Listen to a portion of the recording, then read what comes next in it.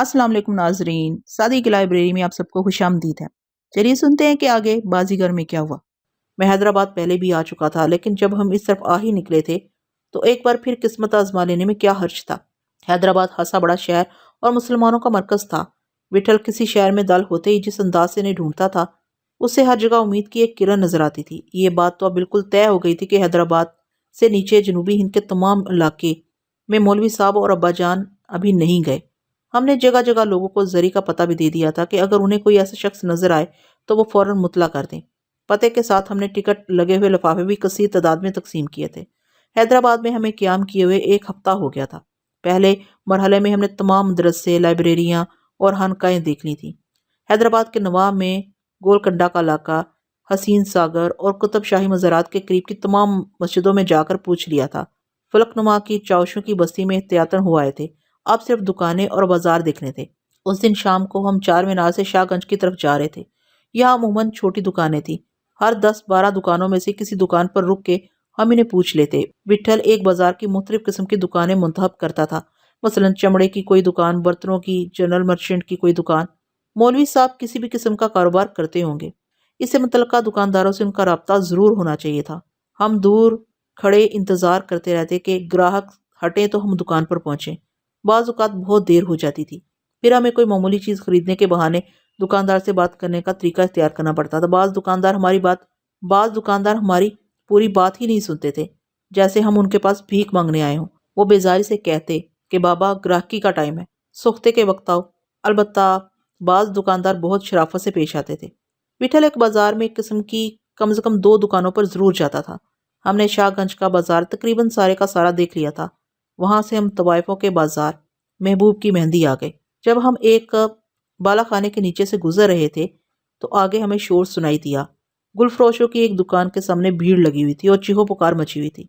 लोग उचक उचक कर हजूम के दरमियान देखने की कोशिश कर रहे थे। हम ऐसे हजूमों पर हमेशा एक सरसरी नजर डाल लेते थे, चाहे मदारी का तमाशा हो रहा हो या लड़ाई झगड़ा। हम वहां पहुंचे तो मार पिटाई हो रही थी। 2 नौजवान लड़के थे। एक की उम्र तो बहुत कम थी, ये कोई 15-16 का होगा, दूसरा 21 का होगा। दोनों एक दूसरे से गुते हुए थे। लोगों ने झिझकते झिझकते बच बचाव की कोशिश की, मगर जब उन्हें नाकामी हुई तो वो तमाशा देखने लगे। छोटे लड़के के सर से खून बह रहा था। उसने बड़े लड़के के बाल पकड़ रखे थे और बड़ा लड़का उसके पेट में लात मारा था। हजूम को एक नज़र देखने के बाद विठल ने मुझे आगे बढ़ने का इशारा किया, लेकिन मेरे कदम वहीं जम गए थे, पत्थर के हो गए थे। मेरी आंखें फट गई थी। छोटा लड़का जहांगीर था। मैं उसका चेहरा कैसे भूल सकता था। वो मेरा छोटा भाई था। मैंने विठल के हाथ से अपना हाथ छुड़ा लिया, झपट के दरमियान में कूद पड़ा। जहांगीर की पेशानी से खून फूट रहा था और उसकी आंखें बंद हुई जा रही थीं। मुझे अपनी तरफ बढ़ता हुआ देखकर लड़का चीखा। वो दरमियान में दखल न देने की तलकीन कर रहा था, लेकिन उसकी बात पूरी होने से बेशतर ही मैं उसके कोले पर ठोकर मारती थी। मैं जहांगीर को खींच कर उससे लैदा करता तो लड़का इस दौरान में उसे 2-4 ज़रबे और लगा देता। जहांगीर मजीद ज़रबों का मुतहम्मल मालूम नहीं होता था, इसलिए मैंने जाते ही उसे जहांगीर से दूर करने की कोशिश की। वो दोनों एक साथ ज़मीन पर गिर गए। जहांगीर भी उसकी जोक में ज़मीन पर आ गया था, क्योंकि उसने अभी तक लड़के के बाल नहीं छोड़े थे। मैंने उसकी गर्दन पकड़कर खींचा तो उसे बाल छोड़ने पड़े। मैं उसे लेकर जल्द से जल्द भीड़ से दूर हो जाना चाहता था, मगर लड़के ने एक लम्हे में फुर्ती से उठ के मेरी कमर पर पूरी कुव्वत से सर मार दिया। अगर सामने हजूम ना होता तो मैं ऊंधे मुंह सड़क पर जा गिरता। लोगों ने मुझे संभाल लिया। हर शख्स अपनी बोली बोल रहा था। बस कर, जाने दे मोले। एक तरफ से किसी बूढ़े की फटी हुई आवाज गूंजी। लड़के का नाम मोला था। हजूम में बहुत से लोग उसे जानते थे। वो बार बार उसका नाम लेकर उसे समझाने बुझाने के लिए आवाजें लगा रहे थे, मगर किसी ने उसका हाथ नहीं पकड़ा। मोला नहीं माना। मुझे डर था कि जहांगीर नजरों से ओझल ना हो जाए या मामला बढ़ता हुआ देखकर फरार होने की कोशिश ना करे। मैंने बहुत एहतियात की थी। ये शाराए आम थी और इलाका भी बाला खानों का था। मोला के कुछ और साथी भी वहां मौजूद हो सकते थे, लेकिन मोला के लिए मेरी जरब नाकाफी साबित हुई। जहांगीर की पेशानी से खून उबल रहा था। मेरी आंखें फटी जा रही थी। मुझे सामने की चीजें साफ नजर नहीं आ रही थी। मोला धाड़ता हुआ दोबारा मेरे पीछे लपका और उसने पुस्त से मेरी वास्कट पकड़ ली।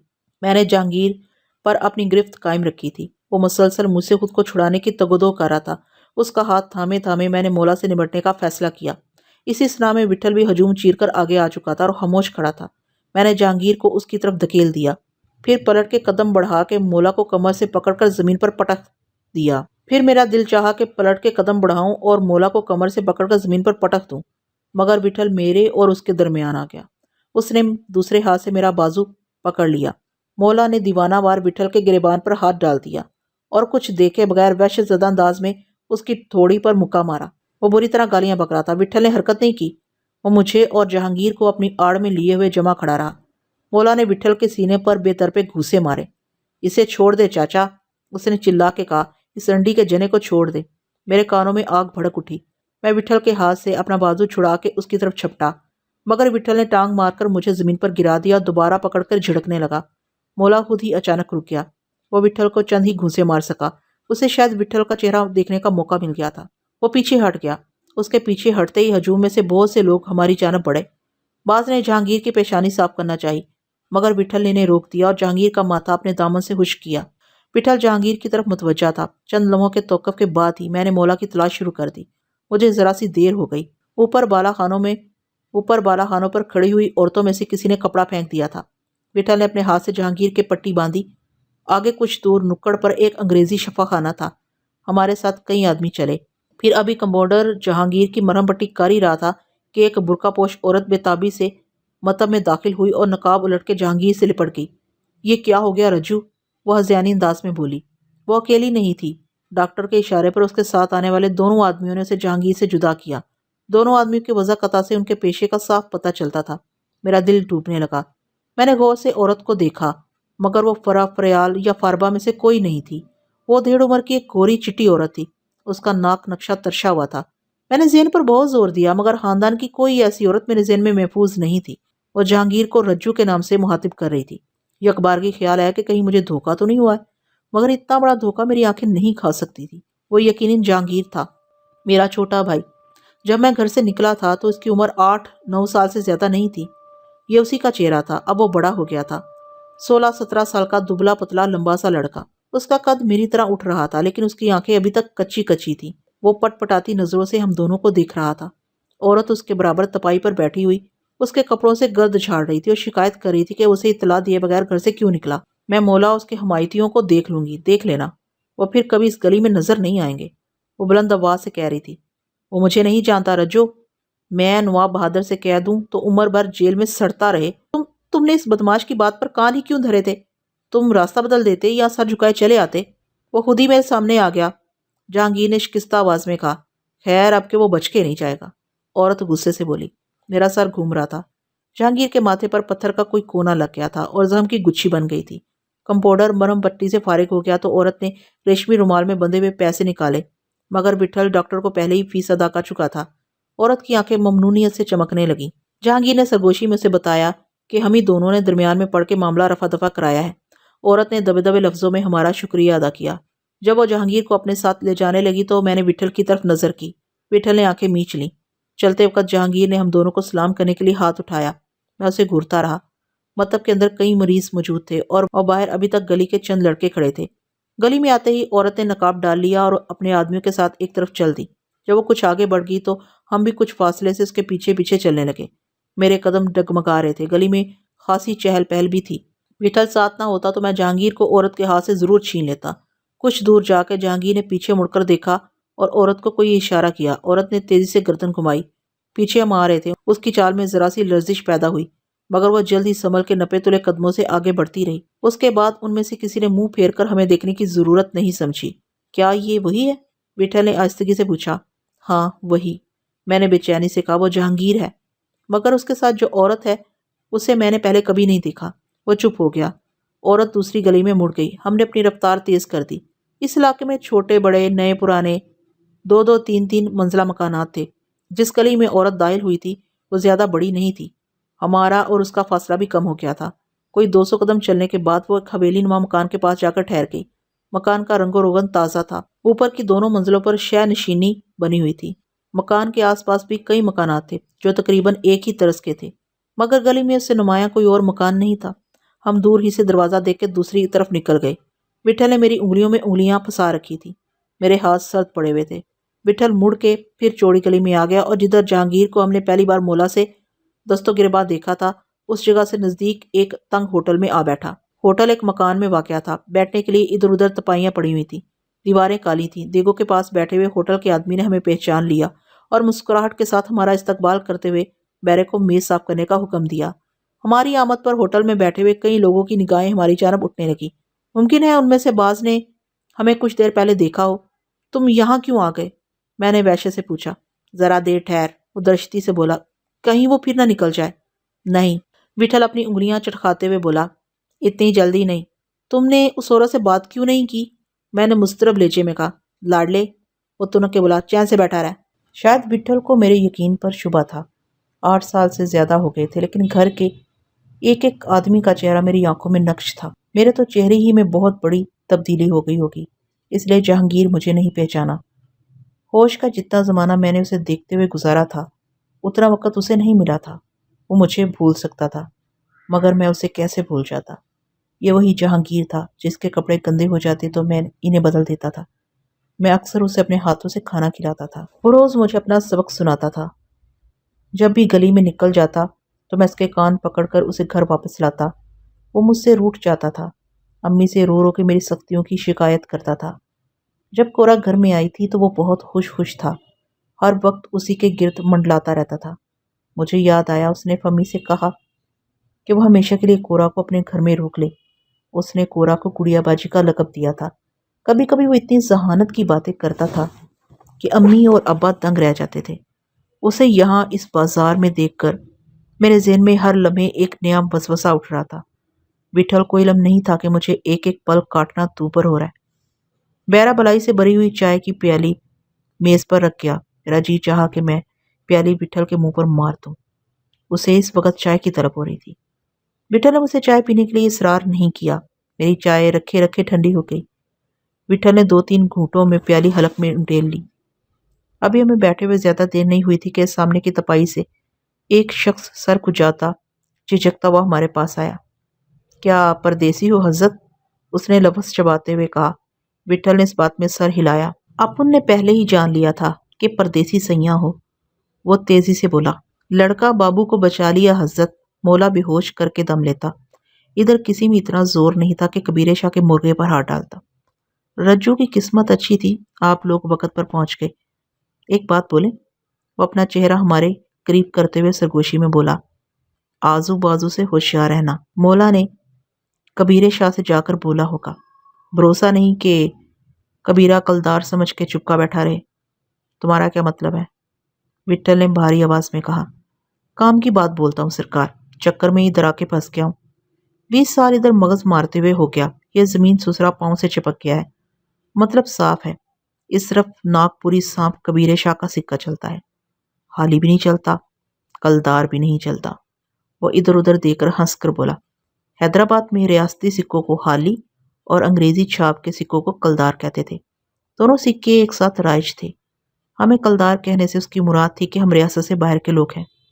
اور یہ لڑکا کون تھا؟ وٹھل نے تلخی سے پوچھا۔ یہ رجو تھا۔ رجو؟ نواب زادہ سریلی خانم کا بیٹا؟ سریلی خانم؟ نواب زادہ؟ وٹھل الجھے ہوئے لہجے میں بولا۔ ہاں، سریلی خانم۔ وہ اشتیاق سے بولا، خانم کا نام اب سریلی خانم ہی پڑ گیا ہے۔ وہ کوئل کتنا کوکتی ہے۔ نواب عالم تاب بہادر نے اسے سریلی خانم کا خطاب دیا تو یہی نام پڑ گیا۔ اب بس قسمت والوں ہی کو سریلے کے گلے کا جادو دیکھنے کو ملتا ہے۔ کیوں؟ کیا وہ محفل نہیں سجاتی؟ ہے وہ سینے پر ہاتھ رکھ کے سرد آہ بھرتے ہوئے بولا، جب سے اس نے گانا بند کیا ہے ادھر بازار آدھا رہ گیا ہے۔ اب وہ صرف دربار سرکار میں جا کے گاتی ہے۔ میں کیا بولوں، ایک زمانہ تھا کہ دور دور سے لوگ اس کا جلوہ دیکھنے اور اس کی آواز کی شراب پینے آتے تھے۔ خانم نے کئی سال ہوئے اپنی دکان بند کر لی ہے۔ ایسی چلمل ڈالی کے لوگ دیدار تک کو ترس جاتے ہیں۔ اب تو صرف ٹھرا تاڑی ہی رہ گیا ہے۔ خیر اب بھی لوگ ہیں۔ وہ کسمسا کے بولا، بازار کبھی بند نہیں ہوتا، اس پنجرے میں روز نیا نیا پنچھی آتا ہے۔ ابھی بولو حضرت، کہیں چلنا ہے؟ وہ زیر لب مسکراہٹ سے بولا، آج کل تو بازار میں رونق آئی ہوئی ہے، کل ہی بنارس سے ایک نئی مینا آئی ہے۔ کیا یہ لڑکا رجو خانم کا بیٹا ہے؟ وٹھل کے استفسار پر اس نے منہ بنایا، لوگ ایسے ہی بولتے ہیں، سریلی خانم بھی اسے بیٹا ہی کہتی ہے۔ ابھی کوئی 1.5 سال ہوئے بازار کے لوگوں نے اس لڑکے کو خانم کے ساتھ دیکھا تھا، ہوگا کسی نواب ہی کے نطفے سے۔ سریلی نواب سے کم کسی آدمی کو گھاس نہیں ڈالتی۔ صورت شکل سے بھی رجو نواب زیادہ لگتا ہے۔ بچوں کی ناک ٹیری ہی رہتی ہے، کسی سے ملتا جلتا نہیں، زیادہ تر گھر میں پڑا رہتا ہے، خانم نے اسے پڑھانے لکھانے کا بھی گھر میں ہی انتظام کیا ہے۔ صبح ایک مولوی اور شام کو پتلون کوٹ پہنے ہوئے ایک عیسائی ماسٹر آتا ہے۔ عرصے سے خانم مہینوں مہینوں کے لیے بڑے بڑے راجوں مہاراجوں نوابوں کے بلاوے پر گانے کے لیے جاتی رہی ہے۔ وہیں کسی نواب سے آشنائی ہو گئی ہوگی۔ لوگ بولتے ہیں کہ سریلے اسے اپنی ماں کے پاس بھوپال میں رکھا ہوا تھا۔ ماں مر گئی تو لڑکے کو پھر ادھر اپنے پاس لے آئی۔ پہلے چھپاتی تھی، اب اسے چھپانے کی ضرورت نہیں۔ نواب بہادر کے ہاں سے اسے اتنا مل جاتا ہے کہ کہیں پستے چلا سکتی ہے۔ کچھ چڑی مار یہ بھی بولتے ہیں کہ خانم کی جاتی جوانی نے انگڑائی لی ہے، لڑکے کو تیار کر رہی ہے۔ اندر کا حال نیلی چھتری والا جانتا ہے۔ لڑکے کی اٹھان بس کرو، وٹھل نے ترشی سے اس کی بات کاٹ دی۔ کیا حضرت؟ وہ ناگواری سے بولا۔ آپ ہی کی بات کا جواب بول رہا تھا۔ کیا خانم اکیلی رہتی ہے؟ میں نے اضطراب سے پوچھا، لیکن بٹھل اس کا جواب سننے سے پہلے ہی اٹھ گیا تھا۔ اس نے کرتے کے اندر بنٹی کی جیب سے 10 روپے کا نوٹ نکال کر اس شخص کی ہتھیلی پر رکھ دیا اور مٹھی بند کر دی۔ وہ آدمی تیزی سے پلکیں چپکانے لگا۔ اس نے جھک کے 2 مرتبہ ہمیں سلام کیا۔ ہم ہوٹل سے باہر آ کے تو وہ بھی تیزی کے ساتھ چبوترے سے کود گیا۔ کہیں چلیے گا نہیں؟ وہ تذبذب سے بولا۔ نہیں، بٹھل نے سر جھٹک کے انکار کر دیا۔ پھر رات کو آئیے گا نا؟ وہ جھجکتے ہوئے بولا۔ ہاں شاید آ جائیں، میں اسی ہوٹل کے آس پاس ملوں گا۔ اس نے گردن ہم کرتے ہوئے مدھم آواز میں کہا۔ نہیں نظر آؤں تو خلیفہ جمعہ کو پوچھ لیجیے گا، یہاں سب لوگ بندے کو اسی نام سے پکارتے ہیں۔ منٹا میں حاضر آ جاؤں گا۔ لطف نہ آ جائے تو گردن کٹوا دیجیے گا۔ دیر تک یاد رکھیے گا کہ کسی خادم خلیفہ جمعہ سے ملاقات ہوئی تھی۔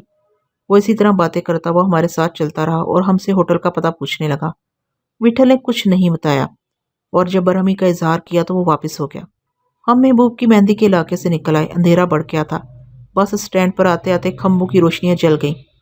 وٹھل کے کرتے کے دامن پر جہانگیر کے خون کے دھبے پڑے ہوئے تھے۔ اس نے کپڑے بدل لیے اور آنکھیں بند کر کے لیٹ گیا۔ میں اس کی صورت دیکھتا اور اپنی بوٹیاں نوچتا رہا۔ راستے بھر اس نے مجھ سے کوئی بات نہیں کی تھی۔ مجھے اب اپنے آپ سے ڈر لگ رہا تھا۔ ایسا لگتا تھا جیسے میرا سارا جسم کیچڑ میں سنا ہوا ہے اور مکھیاں پھنک رہی ہیں۔ خانم کے ہاں جانے میں وٹھل کے پس و پیش کی وجہ اب کچھ میری سمجھ میں آ رہی تھی۔ شاید وٹھل میرا لحاظ کر رہا تھا۔ وہاں جانے کے بعد مجھے اور نہ جانے کیا کیا دیکھنا اور سننا پڑے۔ کچھ وقت گزر جائے گا تو سب کچھ دیکھنے اور سننے کے لیے میری آمادگی بڑھ جائے گی، لیکن وٹھل کو یہ خیال نہیں رہا تھا کہ میرا سینہ بہت کشادہ ہے، وہ پھٹے گا نہیں۔ فمی کو بھری محفل میں 16 سنگار کیے ہوئے بیٹھے دیکھ کر بھی میری آنکھوں نے بنیائی نہیں کھوئی تھی۔ کمرے میں وٹھل کی گہری سانسوں کے سوا کوئی آواز نہیں تھی۔ ہمیں آئے ہوئے خاصی دیر ہو گئی تھی۔ جہانگیر کا چہرہ بار بار میری آنکھوں کے سامنے آ جاتا تھا۔ وہ مجھ سے چند ہی میل دور تھا۔ اتنے لمبے سفر کے بعد کہیں اس کی صورت نظر آئی تھی جب پیروں میں کٹے پڑ گئے تھے اور امید کے چراغ کی لو روز بروز کم ہوتی جا رہی تھی۔ اب بھی مجھے اس کی صرف ایک ہی جھلک نصیب ہوئی تھی۔ میں اسے اچھی طرح دیکھ بھی نہیں سکا تھا۔ وٹھل وہاں سے واپس چلا آیا تھا اور اب دوبارہ جاتا ہوا بھی معلوم نہیں ہوتا تھا۔ وہ پاؤں پھیلائے پلنگ پر لیٹا ہوا تھا لیکن سو نہیں رہا تھا۔ بہت دیر کے بعد اس نے چونک کر آنکھیں کھولی اور مجھے کرسی پر بے حس و حرکت بیٹھا ہوا دیکھ کر کروٹ بدلنے لگا۔ تو بھی کچھ کمر سیدھی کر لے، وہ بڑبڑاتے ہوئے بولا۔ میں نے ہنکاری بھری۔ وہ تھکے ہوئے لہجے میں کہنے لگا، کیا سوچ رہا ہے رے؟ کیا سوچ سکتا ہوں؟ میں نے ڈوبتی ہوئی آواز میں کہا۔ کیا تمہیں اب بھی شبہ ہے کہ وہ جہانگیر نہیں ہے؟ مجھے پہلے بھی شبہ نہیں تھا۔ تو پھر کیا ہے؟ تم وہاں سے واپس کیوں چلے آئے؟ اندھیرا ہو گیا تھا، اندھیرے میں وہاں جانا ٹھیک نہیں تھا۔ کیوں؟ کیا ہمیں کوئی روک سکتا ہے؟ تیری تو مت ماری گئی ہے لاڈلے۔ اٹھ کے بیٹھ گیا۔ جہانگیر ایک گھر میں رہتا ہے، سڑک پر نہیں۔ ہو سکتا ہے اس وقت خانم ملنے سے انکار کر دیتی اور اسے معلوم ہوتا کہ ہم وہی لوگ ہیں جنہیں اس نے تھوڑی دیر پہلے دیکھا تھا تو وہ شبہ کرتی۔ تو کیا ہوتا؟ کچھ نہ ہوتا، پر بہت کچھ ہو بھی سکتا تھا۔ کیا ہو سکتا تھا؟ ہم بتا سکتے تھے کہ ہم جہانگیر سے ملنے آئے ہیں۔ لاڈلے، تو اب بڑا ہو گیا ہے، کیسی ننھی ننھی باتیں کرتا ہے، وہ جھجلا کر بولا۔ ابھی ہمیں صرف اتنا پتا چلا ہے کہ جہانگیر خانم کے ہاں رہتا ہے، اور تو نے خلیفے کی زبان سے سن ہی لیا کہ خانم اس کا کتنا خیال رکھتی ہے۔ ہر آدمی زمین پر اپنی جگہ گھیرتا ہے لاڈلے، کوئی بڑی کوئی چھوٹی۔ آدمی پیڑوں کی طرح ہوتے ہیں ببرو، کسی کی جڑیں بہت پھیلی ہوئی، کسی کی اوپر ہی اوپر ہوتی ہیں۔ پیڑ اکھاڑنے سے پہلے اس کی جڑوں کا دھیان رکھنا پڑتا ہے۔ ہمیں وہاں طریقے سے جانا چاہیے، لپڑ دپڑ میں نہیں، سوچ سمجھ کے۔ کیا یہ ٹھیک ہوتا کہ ہم 1-2 گھنٹے بعد ہی وہاں چلے جاتے؟ خانم بازار میں بیٹھتی ہے، بازار کی عورت کی آنکھیں 4 ہوتی ہیں۔ فرض کرو خانم اس وقت ملنے سے انکار کر دیتی تو کیا ہم چاقو نکال لیتے، فیل مچاتے، ٹنٹا کرتے؟ کیا اس طرح جہانگیر پر اچھا اثر پڑتا؟ جو باتیں سامنے کی ہیں انہیں کیوں پوچھتا ہے؟ خانم کو شبے میں ڈالنے سے بات خراب ہو سکتی تھی۔ زبردستی ایک ایسی عورت کی دھاڑی نہیں ہونی چاہیے جس نے جہانگیر کو پناہ دی ہے اور اسے اپنی بیٹی کی طرح رکھتی ہے۔ کیا معلوم وہ کس طرح اس کے پاس ہے۔ یہی بات تو میں تجھ سے بولنا چاہتا ہوں۔ ہمیں کچھ پتا نہیں، پہلے ہمیں کچھ پتا ہونا چاہیے۔ میں پہلے جہانگیر سے ملنا چاہتا ہوں، لیکن ہم وہاں جہانگیر کے باہر نکلنے کی آس میں کھڑے نہیں رہ سکتے۔ وہ جگہ دوسری ہے اور ہمارا مطلب کچھ اور ہے۔ اندھیرے میں اندھا ہی جا سکتا ہے، ابھی ہمیں نہ جانے اور کہاں کہاں جانا پڑے۔ وقت جیب میں رکھا ہوا نہیں ہوتا، پر اسے جیب میں رکھے ہوئے پیسے سے زیادہ سنبھال کے خرچ کرنا پڑتا ہے۔ مجھے پتا ہے لاڈلے، تیرے دل پر آری چل رہی ہے، پر جانی یاری تو چلتی رہے گی۔ ساری زندگی ایسے ہی ہوتا ہے، سکھ پل بھر سے زیادہ نہیں ہوتا اور زندگی بس پل بھر کی ہوتی ہے۔ کچھ سمجھ آئی تیری دماغ کی انگیٹھی میں؟ میں چپ رہا۔ کچھ ایسی ہی باتیں میرے ذہن میں بھی آئی تھی، لیکن میرا دل نہیں مانتا تھا۔ ہو سکتا ہے خانم نے جہانگیر کو بہت کچھ سمجھ لیا ہو۔ مجھے امی یاد آ رہی تھی۔ امی کی روح بہت بے کل ہوگی، لیکن خانم کے دروازے پر جانے کے بعد کل بھی یہی صورت پیش آئی تو؟ میں نے منتشر لہجے میں کہا، شاید ایسا نہ ہو۔ فرض کرو ایسا ہی ہوا تو پھر کچھ اور سوچیں گے۔ جو کل سوچنا ہے وہ ابھی کیوں نہیں سوچ لیتے؟ لاڈلے، کیا یہ کافی نہیں کہ ہم نے جہانگیر کو کھوج لیا ہے؟ اور بھی سب کچھ ٹھیک ہو جائے گا۔ اب میرا مغز مت کھا، جا کچھ آرام کر لے۔ کھانا نہیں کھائے گا؟ مجھے تو بہت بھوک لگ رہی ہے۔ تم کھا لو، میں نے بیزاری سے کہا۔ چھوڑ، پھر میں بھی نہیں کھاتا، میرا جی بالکل نہیں چاہ رہا۔ اس نے چادر تان لی۔ رات آہستہ آہستہ گزرتی رہی۔ بہت دیر ہو گئی، اس نے کروٹ نہیں بدلی۔ میں نے دروازہ کھول کے بیرے کو آواز دی اور اسے کھانا لانے کے لیے کہا۔ کھانا آ گیا، میں نے اسے اٹھایا، وہ جاگ ہی رہا تھا۔ میں اس کے ساتھ بیٹھ کے روٹی اپنے منہ میں ٹھوستا رہا۔ اس نے فرنی کی پلیٹ میرے آگے کر دی۔ میں نے بمشکل تمام اسے بھی حلق سے اتار لیا۔ میری طرح وہ بھی ساری رات بستر پر کسمساتا رہا، لیکن صبح کے قریب اس کی آنکھ لگ گئی۔ وٹھل نے میرے سوال کا صحیح جواب نہیں دیا تھا۔ یقیناً اس کے ذہن میں کچھ اور اندیشے بھی پل رہے تھے۔ صبح ہوئی تو اس نے اٹھنے میں دیر لگا دی، حالانکہ روز وہ سویرے سویرے اٹھ جاتا تھا۔ ہوٹل سے نکلتے نکلتے دھوپ چڑھ آئی۔ بس میں جانے کی بجائے اس نے نام ملی سے محبوب کی مہندی کا طویل راستہ پیدل ہی طے کیا۔ ہم بازار میں داخل ہوئے تو دوپہر ہو چکی تھی۔ وٹھل کا رخ خانم کے مکان کی جانب تھا۔ اس کی گلی میں پہنچتے ہی میرے پیروں میں لرزش ہونے لگی۔ سارا جسم پسینے میں نہا گیا، رگوں میں ٹھنڈی بجلی سی دوڑنے لگی۔ وٹھل کے اشارے پر میں نے لرزتے ہوئے ہاتھوں سے دروازے پر دستک دی اور اپنی آنکھیں بند کر لی۔ ممکن ہے اندر سے جہانگیر برآمد ہو جائے، لیکن وہ نہیں آیا۔ جس شخص نے دروازہ کھولا تھا وہ انہی میں سے ایک تھا جو کل خانم کے ساتھ دوا آنے آئے تھے۔ ہمیں دیکھ کر اس کی چھوٹی چھوٹی آنکھیں پھیل گئیں۔ اس نے متجسس انداز میں ہمیں سلام کیا۔ خانم ہیں؟ وٹھل نے بھاری آواز میں پوچھا۔ خانم اپنے کمرے میں آرام کر رہی ہیں، ان سے بولو کہ دو پردیسی ملنے آئے ہیں، کچھ کام ہے۔ لیکن خانم نے ملنا جلنا بند کر دیا ہے، اس نے سپاٹ لہجے میں کہا۔ تم خانم کو جا کے بولو، ہم کو یہیں سے جواب مت دو۔ آپ وہی لوگ ہیں نا جنہوں نے کل رجو میاں کی مدد کی تھی؟ اس نے کسی قدر گھبرائے ہوئے لہجے میں کہا۔ آپ کو خانم سے کیا کام ہے؟ ان سے بولو کہ ایک ضروری کام ہے۔ یہ اتفاق ہے کہ رجو میاں خانم کے بیٹے نکلے۔ اب وہ کیسے ہیں؟ اچھے ہیں، ہلکا سا بخار ہے۔ پھر ہم انہیں بھی دیکھ لیں گے، جاؤ، تم کھڑے کیوں؟ وٹھل نے ترشی سے کہا۔ ہمیں امید ہے کہ تم جا کے بولو گے تو خانم ہم سے ضرور ملیں گی۔ مگر میں اوپر جا کر کیا بتاؤں؟ خانم ناراض ہوتی ہیں۔ آپ کام بتائیں، میں ان سے جا کے بول دوں گا۔ کوئی ایسی خاص بات نہیں ہے، ہم نے خانم کا بہت ذکر سنا ہے۔ کیا وہ پردیسیوں سے ملنے سے انکار کر دیں گی؟ ہم خانم کا زیادہ وقت نہیں لیں گے، اور نہ ہم خانم سے کل رجو میاں کی مدد کرنے کی اجرت لینے آئے ہیں۔ اس بات سے بے فکر ہو، اب خانم کہیں آتی جاتی نہیں ہے۔ اگر ایسا کوئی کام ہے تو میں یہیں سے جواب دے دیتا ہوں۔ خانم صرف چند خاص جگہوں پر جاتی ہیں، ہم کو یہ جانکاری ہو گئی ہے۔ ہم خانم کو کہیں چلنے پر مجبور نہیں کر سکتے۔ تم بحث مت کرو، ان سے جا کر بولو کہ ہم حیدرآباد آئے ہیں تو ان سے ملے بغیر نہیں جائیں گے۔ اس کے ہونٹ پچک گئے۔ اس نے کھڑے کھڑے کئی پہلو بدلے اور دروازہ بند کر کے اندر چلا گیا۔ ہم باہر انتظار کرتے رہے۔ بے اختیار میں نے وٹھل کا بازو پکڑ لیا، مجھے چکر سا آ رہا تھا۔ وٹھل میری کمر تپکنے لگا۔ واپس آنے میں اسے کئی منٹ لگ گئے۔ اس نے اندر آنے کے لیے راستہ چھوڑ دیا اور ہمیں ڈیوری سے ملحق ایک بڑے کمرے میں بٹھایا۔ موڑے پر بیٹھ کے میری سانس پھولنے لگی۔ یہ ایک بڑا کمرہ تھا۔ خانم کے آدمی نے روشن دان کھول دیے۔ کمرہ روشن ہو گیا۔ چھت اور دیواروں پر پچکاری کی گئی تھی، اس میں لگے ہوئے چھوٹے چھوٹے شیشے کے ٹکڑے روشنی میں چمکنے لگے تھے۔ سامنے ایک تخت پر قالین بچھا ہوا تھا اور گاؤ تکیے رکھے ہوئے تھے۔ باقی تین اطراف مونڈے اور آرام کرسیاں تھیں۔ تخت کے اوپر دیوار میں گھڑی نصب تھی، وہ ٹک ٹک کر رہی تھی۔ وٹھل میرے برابر ہی بیٹھا تھا۔ لاڈلے، چاقو باز، وہ سرگوشی میں بولا، زبان اپنے ہی منہ میں رکھنا۔